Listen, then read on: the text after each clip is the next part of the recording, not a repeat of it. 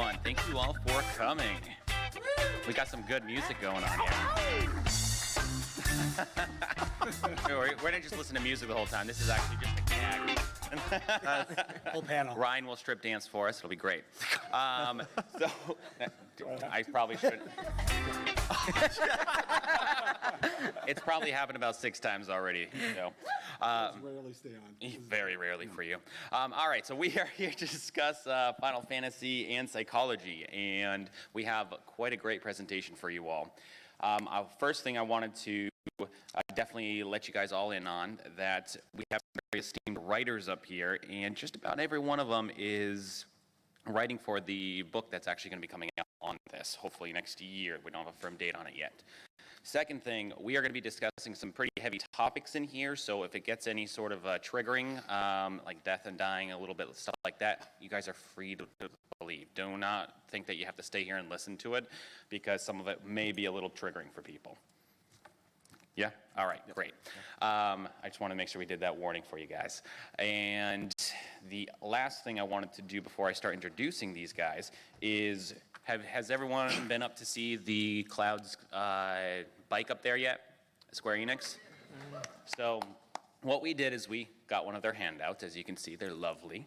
And we actually signed it for you guys. So we're going to do this as a giveaway since we don't have books ready to do a giveaway on that one.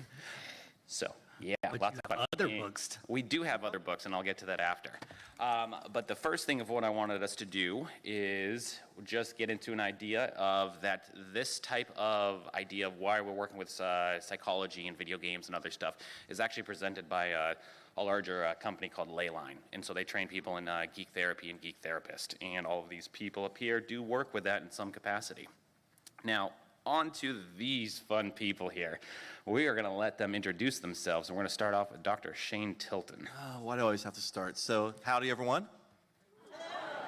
Can we do a little bit? I know it's Sunday, but can we do a little louder? Howdy. There we go. My name is Shane Tilton. I am an assistant professor of multimedia journalism at Ohio Northern University. Most of my research deals with the pedagogy between, or the intersection between pedagogy, which is teaching techniques, and games. My background is in social psychology, and specifically my dissertation was on how tools like Facebook could be used to help people cope and adjust with their social situation. That was back in 2012, where Facebook was mostly harmless. Oh, wait, it's not anymore? Okay. So there is a slight typo in the program, and that's the reason I have my friend here. It's because I'm an assistant professor. However, on Tuesday, I have about a 300-page binder that I'm giving to a wonderful group of people at Ohio Northern University to hopefully go from assistant professor to associate professor. So if you don't mind, oh, cheap applause line. Okay, got it. Good. So the reason I have the bear here is because I'm promoting Ohio Northern University. If you look for me on Twitter, which is SILNAN, I have a little tweet up there. If you follow me and Ohio Northern and retweet that, you can win my little friend with a Starbucks card with, I think, $10 cards. So that's me. I am Dr. Rachel Kowert. I am the research director of Take This. Woo! Yeah, that's right. They're awesome. We are the first mental health nonprofit that serves the gaming community and the gaming industry, and we run the AFK Room, which is on the 6th floor of the main convention hall. If you haven't been there yet, it's nice and quiet and full of coloring books, and it's great. So go check it out if you haven't been there yet. I have been studying games and gamers for 10 years, more than 10 years, with a specific focus on media effects, but Final Fantasy is my jam, and I am so happy to be here.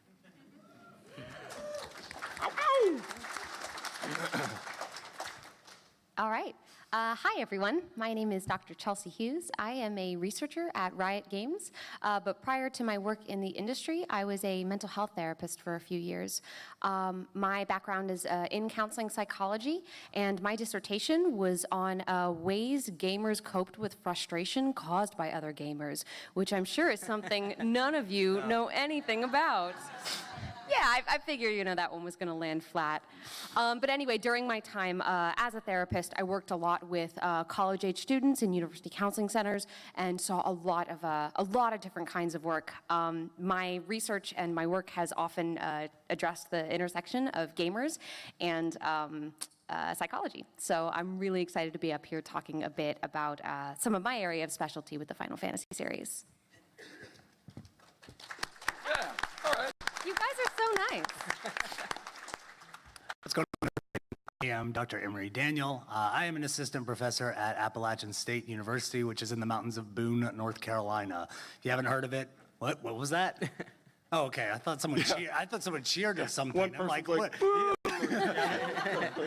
what? My research specializes actually in talking to streamers. In fact, I'm going to be spending most of the day tomorrow in the Hyatt Regency. So if you are a streamer and have experienced any sort of toxicity or privacy, not that that's a problem, but if you have experienced anything like that, I would love to be able to talk with you, interview you, and so we can try to build a better streaming community. I've been doing this the whole time I've been here, and I'm really looking forward to what we're going to be writing. And so if you, I've got everything up on my Twitter, so please message me. Again, I'll be happy to talk with y'all, and appreciate it. How many interviews have you done, Stephen? I have done 8 since I've been here. Holy You've crap. been here. All right, all right. This time? You've been here this time? Yeah, that's facts. Oh, my God. I did 12 at East. Good Lord. Yeah. Okay. So I'm Dr. Ryan Kelly. I'll apologize ahead of time for my voice, but I'll do my best here. So I'm a psychologist from Charlotte, North Carolina. My research and practice is largely how to incorporate geek interest into therapy to make it more effective. So a lot of things like using virtual reality, video games, tabletop games, creating modules for those that can be evidence-based, as well as anime and the stories and narratives that we've become to love so much. I'm co-founder of Geeks Like Us, which is a community-based media company that largely focuses on unapologetic enthusiasm and helping people turn their passions into careers. So a large part of that is trying to connect everybody. So if you're looking for a way to use your passion in your career, connect with professors, connect with gamers, connect with streamers or actors, we do have a fairly large network that we'd love to help you with, and I can talk afterward. And I'm also the co-creator and illustrator of the first autistic superhero comic book.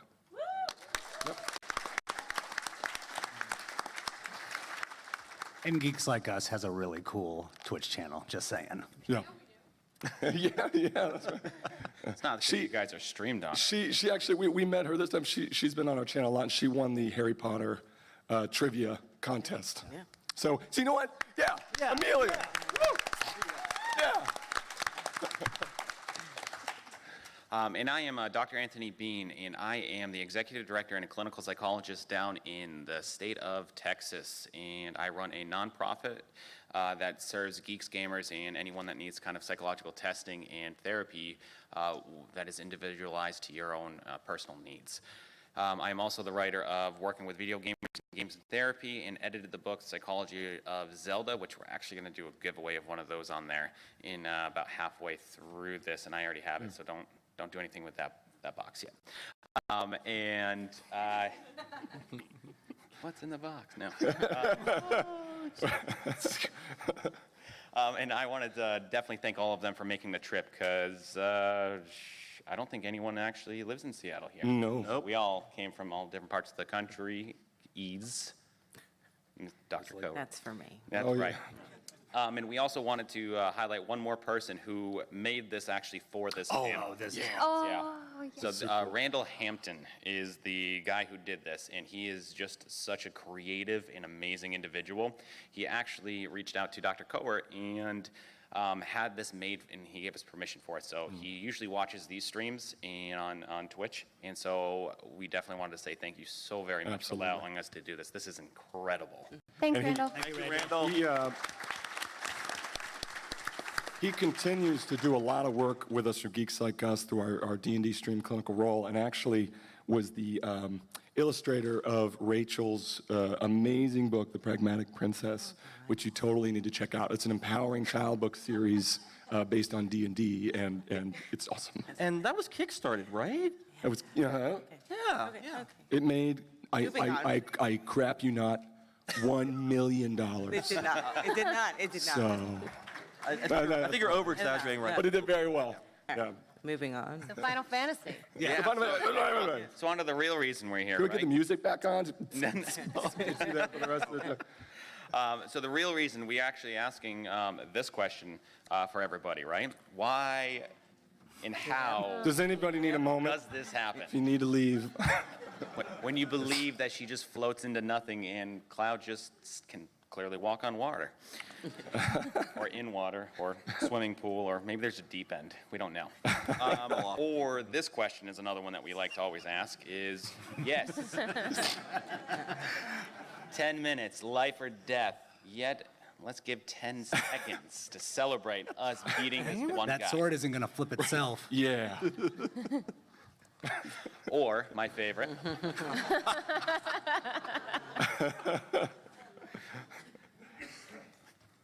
we're going to harp on Cloud a little bit if you can't tell. Yeah.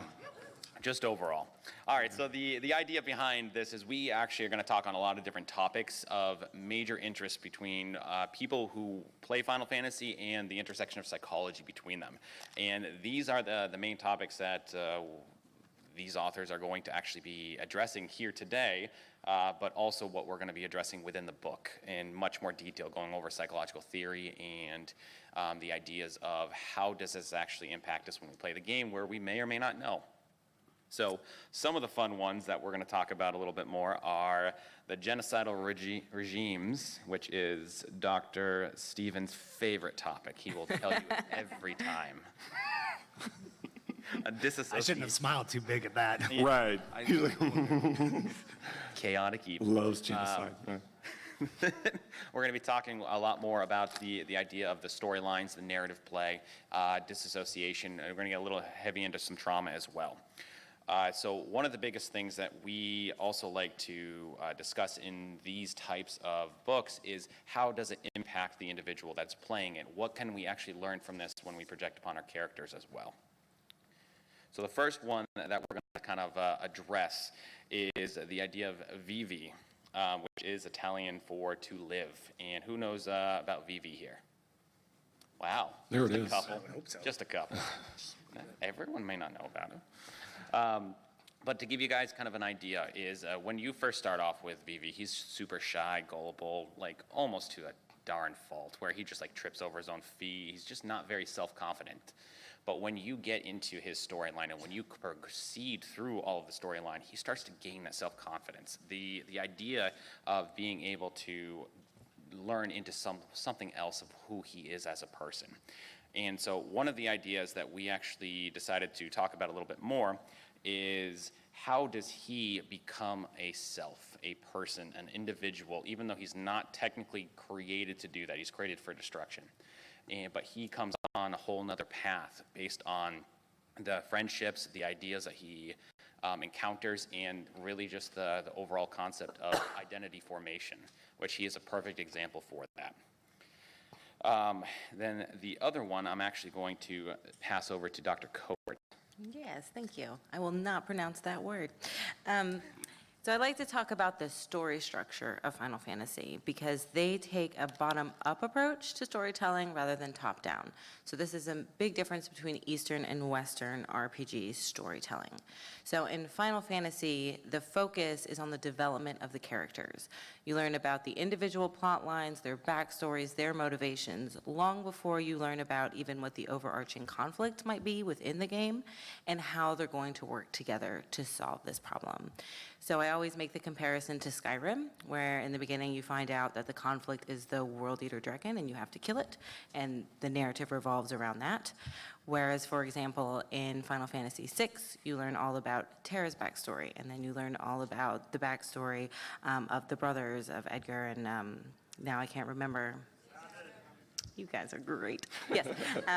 And what's going on in there long before you even have a general idea of like, oh, we're all going to somehow group together and kill Kafka.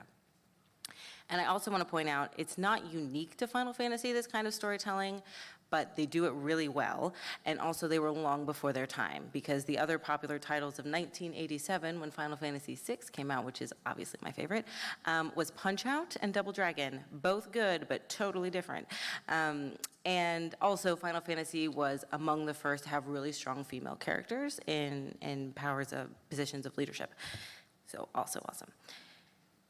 Now, this storytelling is also reflected in the way you play the game, so third person versus first person perspective. So again, in Skyrim, you are the hero, but in Final Fantasy games, you're more the puppet master, and you become invested in each of these individual characters, and you're more interacting with, you're controlling the dialogue between them rather than you being the hero. And it really reinforces this connection to all of the characters and their individual stories and missions and fights. Now, the second thing I want to discuss, because that's not totally specific to Final Fantasy, is something that Final Fantasy does uniquely, which is incorporate the tenets of Bushido. There we go. I was like, there's another slide, which is loyal, duty, and honor. So while Final Fantasy is generally a good versus evil type storyline, they have integrated these inner conflicts between doing what is right and what is expected of you. So you see this in Cloud, right, as a soldier turned mercenary, about should I do this or should I do that? I don't really know what is the right decision. And you also see it with Terra in Final Fantasy VI. She used to be a general in the primary antagonist army, and now she's working with the allies, and you see it in the dialogue, this constant struggle throughout the game. And it's not just the primary characters. I know that Final Fantasy tends to be ensemble casts, but there tends to be like one or two, like Cloud, that seem to kind of be the main character.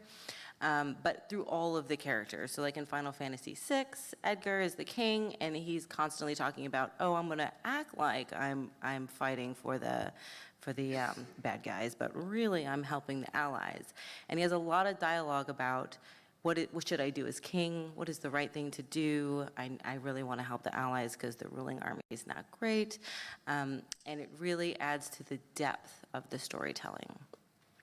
So together, the bottom-up storytelling and integrating Bushido creates a bond with all of the characters. And I think that's why these stories are so beloved and so long-lasting.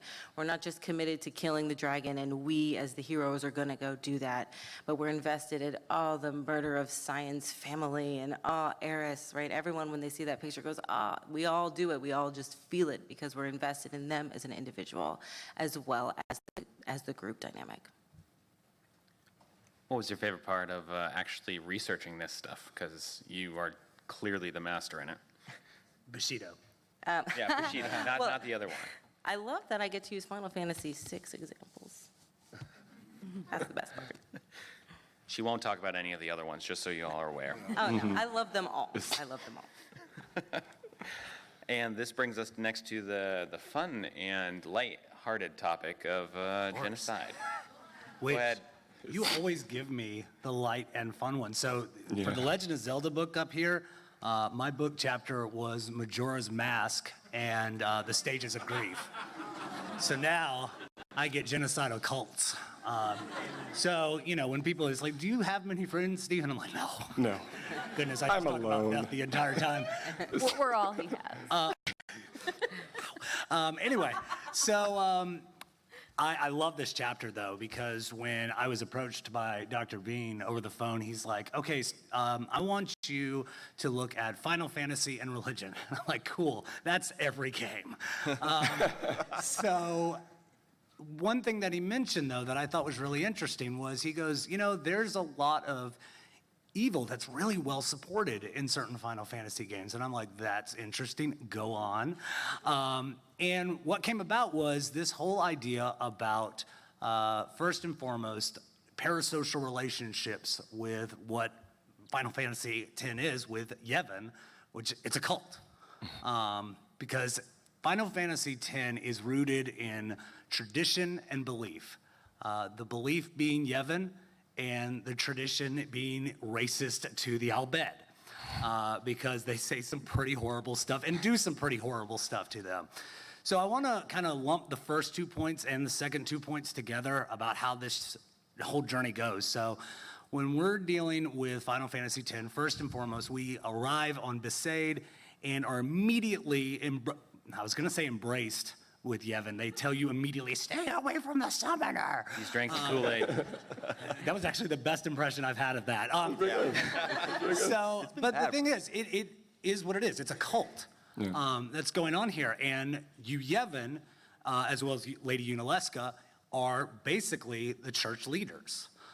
And what we find out of this is two things. First is this whole cognitive dissonance with Waka, Lulu, and Yuna. And it's basically going through this journey. So as they're going on this journey through Spira, they're starting to say, okay, I am experiencing this religion, but I'm starting to see some inconsistencies. So I'm starting to see they're doing pretty horrible stuff. Seymour is using Machina when he shouldn't. And then, you know, they basically obliterate the Ronzo, as well as destroy the Albed's home of home. And even then, they sit there and go, greater good? I guess. I mean, Waka had the worst one because Waka's on the ship and home blows up. They're going off, and he looks at Rico and he's like, just think of it as like happy fireworks. And we're like, oh yeah, oh my God, what is wrong with you? Right? Now he immediately goes, I really shouldn't have said that. I'm like, yeah. But this is all through what we call cognitive dissonance. And I pulled this from actually cult research that talked about when the end of the world was supposed to come and what cults do when it doesn't happen. And so in this case, we're starting to say, as we're going through, we're seeing all these horrible things of the belief that we're supposed to hold so strongly. And what occurs is, little by little, it's being chipped off because beliefs are hard to get, to stop believing in something. It's very difficult. So it's not until you meet Lady Unalesca and she goes, oh, by the way, sin is eternal, Yevon controls sin, and you're never going to get rid of it. And they're like, maybe Yevon is a bad idea. And in the first, now I'm spoiling this, it's 18 years, so, you know. But, you know, in the first go-round with Jekt and Aron, first go-round, one of the things we saw was they had that same cognitive dissonance when you started to see the spheres.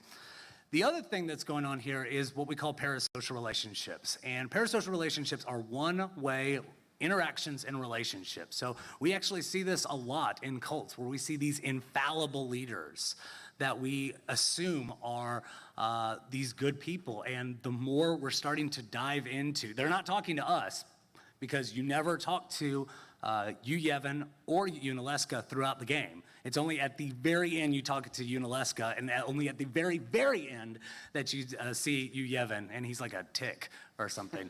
But anyway, we get into these parasocial relationships, and there's a bridge here, and we start to say, I believe in the good in this person so much that I ignore all the bad stuff that's going on with this. And this is indicative within cults, is that we're seeing horrible things and we're ignoring them. And again, it's not until the very end of the game that they start to say, this is a bad idea, we need to solve this in a different fashion. So again, I like this chapter a lot because it really does explain the dangers of belief. Beliefs can be very good, but also they can be extremely dangerous. So yeah. He's also starting his own cult, just so you guys know. Yeah, support us on Patreon. We're actually going to do a really quick giveaway. If you can take that music box and play it into the microphone, and then we're going to let you, Stephen, choose who's going to be able to tell us who it is, what song it is. You can choose, Stephen. Yep. This gentleman right here. Is that right, Tony? Specify, well, okay, yep. Yeah, Okay, yeah. welcome. So you get to get one of these guys up here, so please see us afterwards, okay? We're gonna do one more trivia contest later, right? Oh, we're going to do a couple. Yeah, okay, cool. Oh, yeah, come on. Cool. We like doing this. We're all about the giveaway. Oh, yeah, now That's really let's- how we work. Sanakin, I play streams. Oh my God. Too fast. Loses all ambiance. Oh, man. The next one we are going to talk about is the characterization of trauma with The other light video one. games. All right, so I'm going to deviate from the slide a little bit in talking about, I want to kind of cover trauma in the series as a whole and some of the different representations of trauma. And then I'm going to do follow in your lead and go a little bit of a deep dive into the different manifestations of trauma in Final Fantasy X. That was actually the first Final Fantasy that I got really into, like sitting on the floor with my brother and doing that turn-based combat and watching the very, very sad and tragic tale of poor Titus. Titus. I told you. No. All right, we're just gonna leave that This is there. Gip and Jif all over again. Oh. What is it? T-Dog. We're gonna talk about the poor and sad and tragic tale of T-Man? T-Bone? T-Man. T-Bone. Okay, so the first thing that I want to talk about is that trauma is often talked about as a singular event that happens, right? But trauma is actually a lot more than that. It is not just that event. It is a persistent force. It is the event that happens, it is everything that you learn from that event, and it is every way in which you interact with the world that is a result of that event happening. And this is something that we tend to see a lot. So I'm going to be talking about the different kind of forces of trauma that we see in Final Fantasy. Now, something that I'll also be talking about is like the perception of the trauma self and the resource self. So you can imagine the trauma self being the person that acts as a result of the trauma. You know, individuals who experience trauma often learn unhealthy ways to interact with their world. And the process of overcoming that trauma is learning new ways to interact with your world that don't necessarily reflect that trauma self. So I'll be talking a little bit about those two things. Now, Final Fantasy has a lot of trauma involved in terms of traumatic events. I see a lot of nods like, yes, we all know this, Dr. Hughes. Why are you telling us this? You know, there are abusive parents, there are death of loved ones, there are realizing that the entire life that you thought you knew is actually a lie. But what I find is really interesting are the different metaphors of trauma, the different manifestations of it. So going all the way back to, like, you know, Final Fantasy V, we have the void. And the void is this persistent force that is constantly trying to take over the world. And what it ends up getting counteracted by are the warriors of light, right? Who are driven by, let's see if I can remember them. So there's passion, there's hope, there's courage, and there's devotion. Yes, got it. Well done. Good, Yeah. thank you. All right. It's like better than naming the 7 dwarves. And the idea is that it's through these connections with other people and through their vulnerabilities and through overcoming these different trials that these individuals in the story are able to overcome the void and overcome this kind of impending doom that the entire world is experiencing. You also see it in amnesia, which again is a favorite in Final Fantasy, where amnesia is this lack of a sense of self. It's a lack of a full identity. Like in the case of Final Fantasy VI, when you have Terra, who doesn't even really know who she is until she realizes how much she loves, like, the children towards the end of the story. And that's what she wants to live for, is like this love for taking care of these kids. And a lack of understanding of oneself and who one is and how one is able to interact with the world. That is not only a trauma of itself, but can often be a consequence of trauma. You know, when you wake up one day and realize that everything that you've interacted with has been the result of something really terrible that happened, it can be this kind of really disempowering moment, and at the same time this really empowering moment of realizing that the world that you want to continue to live is one that you get to choose who you want to be and how you interact, and you get to kind of change the narrative in that way. I could talk about, you know, the meteorite in Final Fantasy VII, but I think Sephiroth is a really excellent example of that need for control, that need to be like, I am going to decide how the end of this world will happen. And there was that moment that he has when he's like, oh, don't pretend you have feelings. If that is the most trauma-induced phrase I have ever heard in my life. I saw that, I'm like, oh, Sephiroth, do you need a hug? Wait, that's my session 1 of all my PTSD clients. Am I doing it wrong? I promise he's a qualified and excellent therapist. I'm terrible at it, my job. But we end up seeing trauma throughout the entire series as this lack of will, this lack of identity, this lack of being able to take action, this lack of connection, this lack of friendship. And it's always conquered by this vulnerability, this exploration of oneself, this ability to trust your friends, this ability to be honest with other people. And I tend to see that as like the constant battle not between good and evil, but between the trauma self and the resource self. And when characters find this sense of resolution, it's because they are able to identify the resource self in themselves. To end it, I just want to highlight a few of my favorite representations of trauma in Final Fantasy X. Some of them are probably going to be super obvious, and then some maybe not so much. We have T-Man, our protagonist. T-Man, guy whose dad hates him. Can we just I thought they call him so that? well. He has an abusive father that even in his dreams of him is like, don't cry. Don't cry, you little wiener. Do you say that? Do you say that in therapy too? It's the translation difference. I do. I did I that do. shot in my sleep. So But his look father's at my abs, Titus. Look into my abs. So T-Man has this abusive father. He loses his abusive father before being able to get any resolution. Because of the loss of his father, his mother kind of like loses all sense to live. He realizes that his life is not only a lie, but is like this dream that isn't actually real, and which meaning he realizes he's dead, which is, oh God, spoiler alert. Sorry about that, guys. I don't really get the warnings out. And on top of that, he realizes his father just is sin and destroying the world. So in this moment, you know, throughout his story, he is protecting himself from the knowledge of these things. And our ability to disengage with with a painful knowledge is a massive self-protection strategy.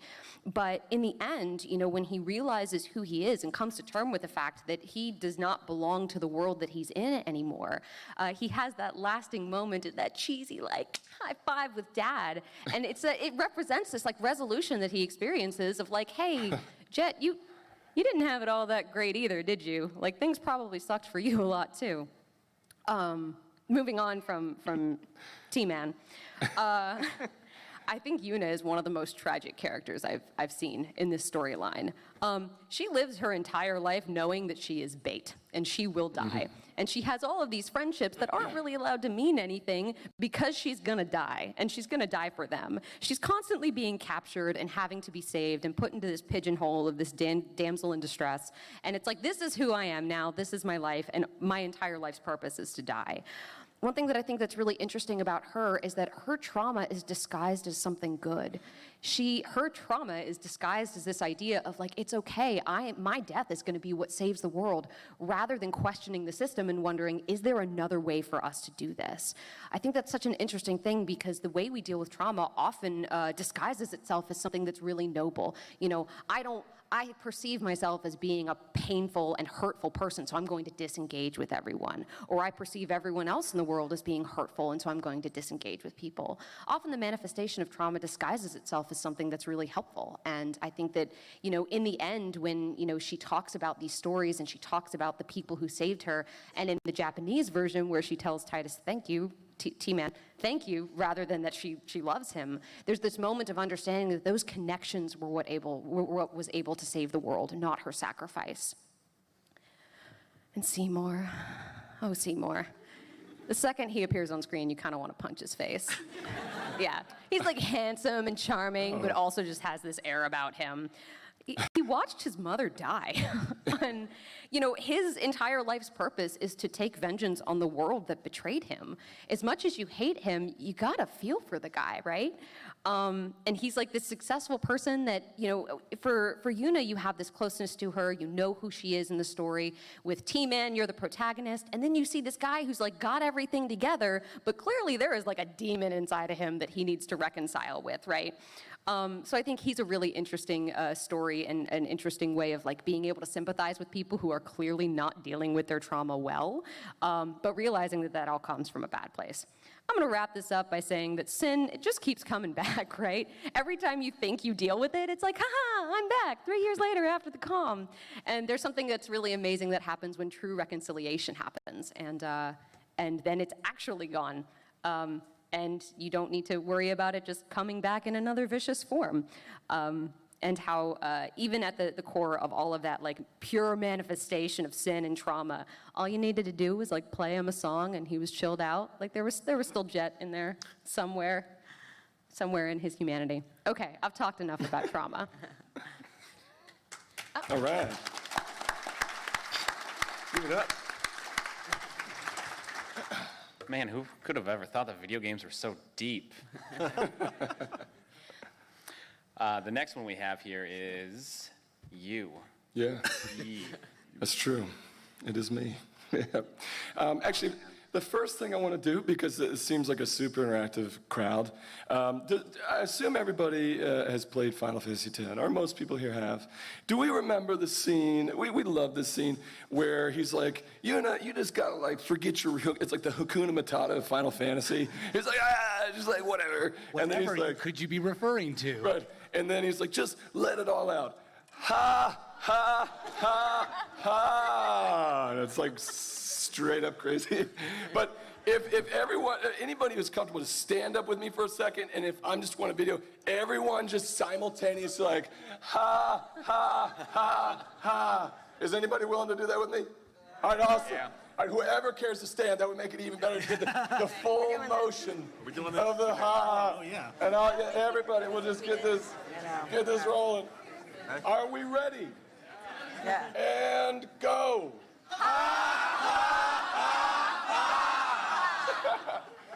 Yes. You guys I have were a feeling he would have done that if it were right. like a Legend of Zelda panel. He'd have Yeah. Well done, I'll everybody. do it whenever I want. Be with you. So my colleagues did a really good job, and I feel bad going after them, so I feel like I need something to make my dialogue more meaningful. So I'm just, memories. What do they mean to us? Who am I? Where have I been? Where am I going? No, I was kidding about it. I feel like you got to turn your chair around. I'm like, let's rap about this. Turn my hat around. All right.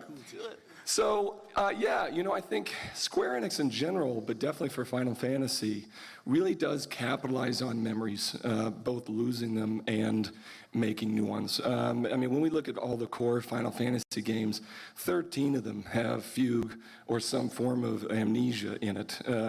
There's a few reasons for this. Chelsea touched on it a little bit here. That, quick definitions, retrograde amnesia is the idea that something happens and I forget everything before it. I can form new memories, but I don't remember what has happened. I struggle to remember the relationships I've made, the experiences I've had. And the other part, that ties very closely to our own identity, right? Our identity is constantly changing. Sometimes we call it our self-ego, and it's constantly changing based on the relationships we make, the risks we take with trusting others, the commitments to values, all this. So with retrograde amnesia, obviously that affects relationships and identity. You have fugue, which is similar, but it's the idea that we forget who we were, and then we actually impress a new identity. These could be ones that our subconscious just provides for us, like a brand new narrative. We've seen people with dissociative fugue just leave their town, wander for a while, wind up in a whole different town, and start like a new family. And then later they're like, oh my God, I have like another family and another job, and I forgot about this. And then the other type of amnesia is dissociative amnesia. So what we see for all of these is there are some that are triggered by like just physical trauma, like traumatic brain injury. I believe Final Fantasy VI was that traumatic brain injury that cued the, yeah, okay. I don't really talk about that one because that one sucks. You know what I mean? It's like, I'm just kidding. Those are fighting words. This is just a not dig impressed at with Rachel. Dr. Kelly. No. Rachel's like, have you guys seen the Final Fantasy series, Final Fantasy VI? But other times it is a defense mechanism to trauma, as Chelsea talked about. When we do experience trauma, our brain has to rapidly decide how are we going to deal with this because this is incredibly intrusive. And there are times where it says, let's just try to act like it didn't happen. And our brains are fantastic at doing that. Memories are just constructs that we make, and then, again, whenever you have a memory, you're not actually remembering it. You're remembering the last time you remembered it, right? So it changes over time. False memories can be bred. And so it's really not beyond any of us to have this. Now, it's interesting. So the use of this is very cool when it comes to gameplay narrative. There was an interview with Tetsuya Nobura, I believe is how you pronounce his last name. He was the creator of Cloud. And it was in an interview on the 20th anniversary of the Final Fantasy series. And he was talking about how to use this for Cloud. And he said, look, we want, he talked about Dragon Quest. In Dragon Quest, you are not a defined hero yet, right? You get to decide how you want to be. You get to decide what hero you want to become. And so that the player can relate more to the protagonist of the game and can immerse more into it. And although Final Fantasy, of course, has to have guide rails, he says, what if using Fugue for Cloud, but losing all memories, the players come into this game not knowing the characters, the world, the relationships, the politics, Sephiroth, Mako, anything, and neither does Cloud, right? So every time Cloud figures out something, we figure out something, right? And then the other idea is the main goal of Final Fantasy is identity development, and specifically through having a crisis, making a commitment to who we're going to be, and forming relationships that reflect on us, that help identify who we do want to be.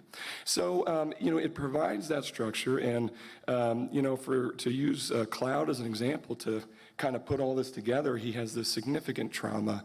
He fails to save Tifa in childhood. He has, Mako poisoning. And Nibelheim gets destroyed. His best friend Zack gets killed.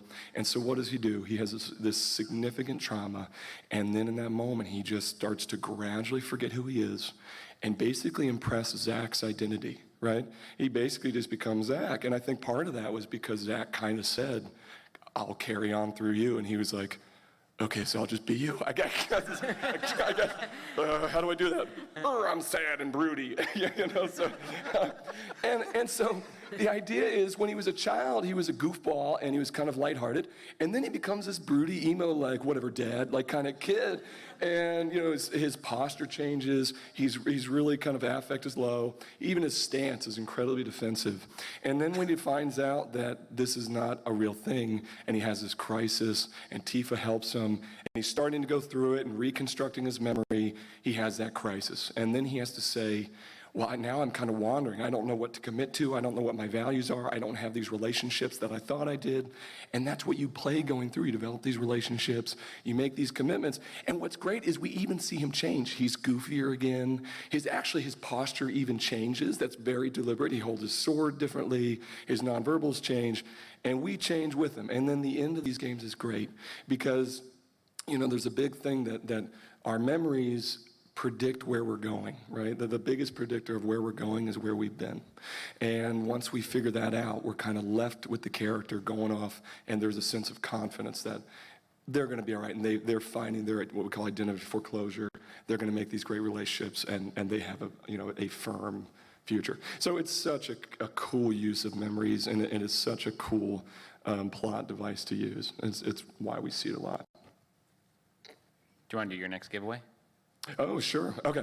So we'll do this one here. So this is just the poster, and all the authors, well, I guess we're all authors of here, sign this thing, and we'll give it away. And here's the question. So it's Final Fantasy X. All right. Who remembers Blitzball? If you can raise your hand. Okay. So I'm not going to make this too pigeonholed or like nerd snipey niche, but okay. When you're building your team, what race from that game has the best goalie? Ooh, wow, that hit. I see. Okay, what do we got? The Albed is good, but it doesn't have the best one. There it is. He got it. The Guado, very good. Yeah. Oh, an awesome shirt, by the way. Very good.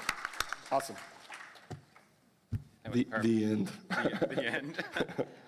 All right, we're going to move down to Dr. Tilton to talk about some very high-order stuff. So let's bring it down for them so they can understand it, because even us doctors don't always understand. Yeah, this is a fun one. When Tony said that he wanted to focus on technology in Final Fantasy, I said, sure, I mean, that'd be great. And he said, oh, if you could bring Heidegger and German philosophers. Here's the thing about German philosophy. It basically is about 200-300 pages of deep philosophical arguments that you have to translate from German to English and English to a normal language. So it becomes really difficult. And to tie it all off, and thank you, Tony, by the way, this is a really good chapter. The technology of Final Fantasy is difficult because you're not dealing with one world.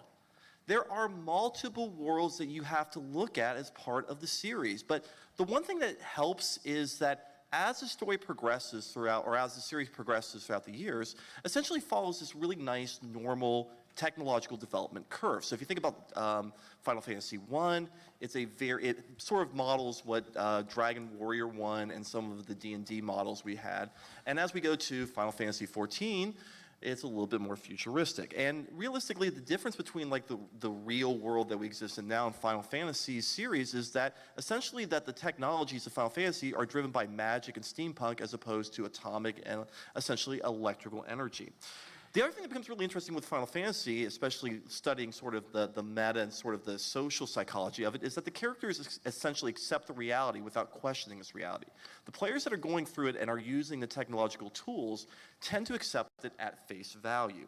Now, the thing about looking at Final Fantasy's use of technology and the way we understand it is that it's not a technological determinism mode of technology. And what I mean by that is that essentially, technology drives society. If you think of the games that you play throughout the Final Fantasy series, the technology is not driving it. There are characters that are driving the actions that are occurring. So technology is not a neutral actor. There are people that are influencing the technology. The other thing that becomes a little problematic is looking at the difference between magic and technology, because essentially they're intertwined. There's magic technologies that are used throughout the game. So if we think about magic as the ability of a character to invoke internal energies of PCs and non-PCs to express the spark and spirit of humanity, and technologies are represented as the mechanisms of control in the forms of tools, techniques, and practices, bringing a hierarchical social control of the everyday to a community. So what I mean by that is basically magic is personally driven. That the energies that magic would be used in those games comes from the individual. Technologies are always a social construct. The reason we use technologies, the reason that we use a phone on the regular basis is because A, there is a structure that makes that phone exist, and B, you know how to use it. If I were to hand someone my phone and ask them to make a phone call, I imagine everyone would want to do that. And probably look at my pictures and probably invade my privacy. But let's move on to something a little bit different. And that is, we're going to actually apply a little bit of a theory behind this. This is Heidegger. Now, I know Stephen, or Dr. Daniel basically talks about that he gets the fun chapters. This is where I get a little bit more of the fun chapter, because Heidegger, as a German philosopher, had a very depressing look at technology. And he argues that basically that human beings are social objects that engage with the world, understand their finite objects, and project themselves towards that final end while attempting to be what they are. And this, I'm going to use Tony's favorite line from my writing. Every person who ever lived will eventually die. He's accurate on that. Oh, see, that sounds more like a chapter. That is, I mean, That's a Stephen comment. I know. but the reason that's important is because if we understand that we eventually die, then we are trying to do something to make ourselves go to the future. We're trying to project ourselves to the future and project ourselves in a way that identifies ourselves, our soul, our identity, our talents, our skills. Now, the other thing about technology is that when we think about technology, it's not just it's not a means to an end, nor is it a natural byproduct of human history. Yes, we can talk about like a fire, that eventually someone got the really smart idea to put two sticks together, rub them, and do fire, or that a wheel eventually made things easier to transport. But essentially what technology does is it reveals what we are. And most of the technologies that we look at, especially in Final Fantasies, is that the technology essentially turns the characters into tools of a society. So what I was going to do the last time I tried to do this was imagining a German philosopher, Heidegger, basically doing a Let's Play video of Final Fantasy VI. Now, Yes. I know. Now, that sounds good in theory, but my German impressions are not great. So it would just be painful for everyone. So let's pretend that I have a German accent. It was funny. We all laughed. Let's get a good laugh. I love And that actually, everybody if I was did going to that. use the Heidegger laugh, it would be the horse laugh. It's whore, which I can't do. Once again, this proves I can't do it. So let's move past that. So if Heidegger was actually to look at the storyline of 6, he essentially would say that the end of the world happened because there was an unchecked use of technology that created this inequality of power. So essentially, technology runs amok under the support of the ruling class. And essentially that the narrative of the game is essentially people fighting their impulse to destroy everything. So therefore, we start to see that that we want to control our users. So therefore, we're going to use all the tools at our disposal. So if that may mean putting in Terra in terms of the Esper armor, using the slave crown to actually drive her to become a general for this larger army. Now, one of the things Heidegger does that's a little bit more of a positive thing is talks about this element of Dyson, which is basically becoming who we are. And I use Locke Cole from 6 as the prime example of this. Essentially, he's engaged with the world and struggles against the wrongs of the world. And I would point to, at the end, after the end of the world in 6, that essentially he takes this seagull that he discovers and tries to bring it back. There's an old Greek term, tenein, which is basically art or beauty. So in this world of ugliness, the world of ruin, we have this point of beauty. So therefore, that is trying to bring the spirit of humanity and life back to the individual. I want to mention a couple of things very quick because I know I'm getting close to running out of time. In terms of the other thing that I think is interesting from 6 is the Magic Tech Research Facility, because that's sort of the counterpoint and becomes sort of the tools of turning people and characters into these tools of society. Because essentially, Magic Tech comes from espers. There's these magical individuals that basically get reduced down to their core essence, which is the esper. And an esper really is not different than a battery, except it's a battery that would give you cool skills if you touched it. So it has a little bit of a different component, but it's something that is a technological tool if it's something that is using to promote the agenda of a society. The other things I want to mention are coming from 9, which is the idea of the Black Mage is from Dali and the Terran genomes. And these are another samples of tools that technologies that allow a society to move on. If we think about what the Black Mage's roles are in Final Fantasy IX, is to basically destroy the world, to create as much chaos as it can, to basically destroy as many lives as possible. And then the Terrans essentially refill the world with the spirits. So these two essential tools change society. Now, it's not the ruling class in this time, it's taking it to a different set of structures. So with that being said, I think what the takeaway is from Final Fantasy is that technology is a tool, but there is always people that are ruling and using these tools to do something with society. So that was a lot better than East. I can Yeah. Well, okay. This is where I got to the preface. When I came into East, I was driving for about 2 days to get here. So I had about 3 hours to actually condense this down and make it make sense. So yeah, this is better. Way better. Way better. How many of you actually understood at this time? Wow. Wow, way more. This is great, Shane. You are such a good person. No, I try. So the last thing that we wanted to briefly talk about before we get a chance to open it up to a couple questions is this is the last chapter, and this is actually my area of expertise in the book, is the idea of the instinctual death drives, death and life drives.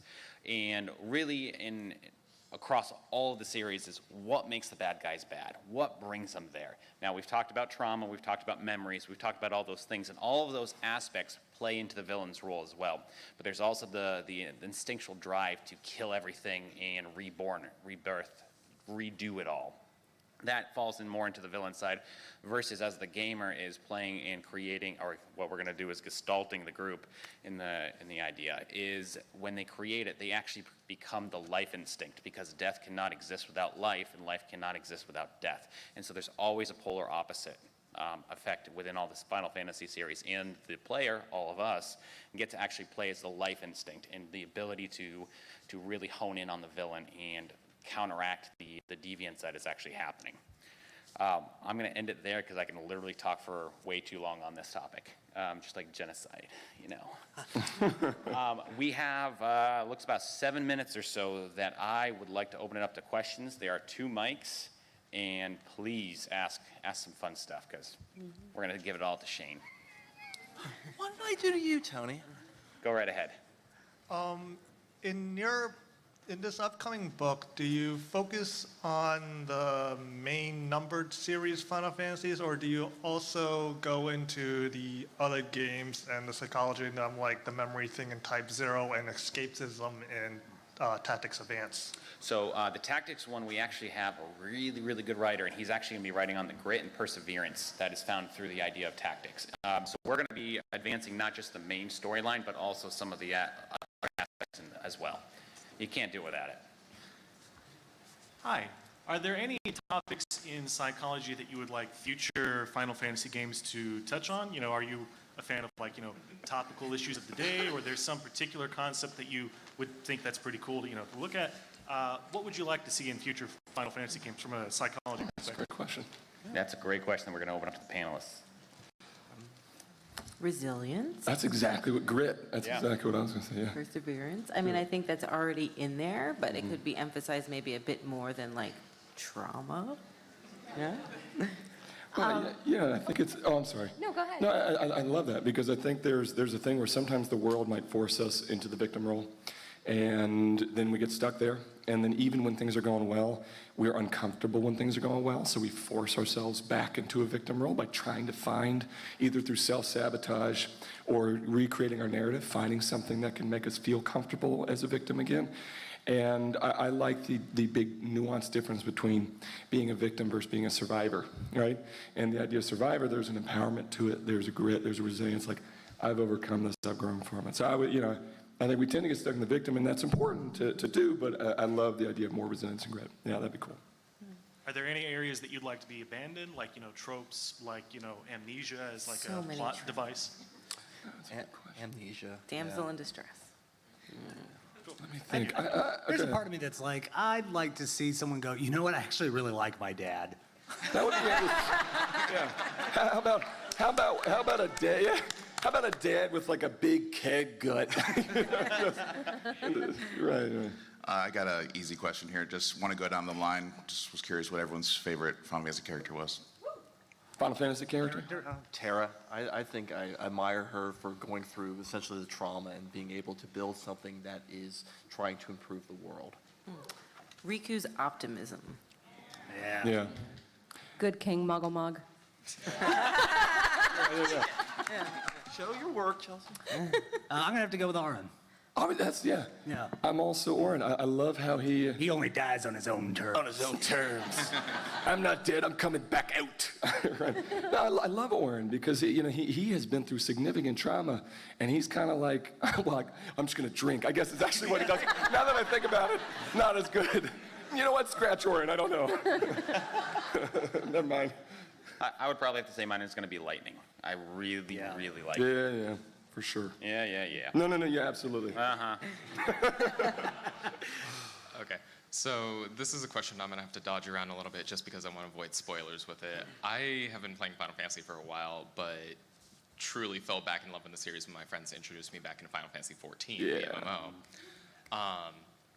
Originally, I wanted to ask a question about Kefka because I had a really heated argument about, is Kefka really crazy or was he justified? That was We need more time for that. Yeah.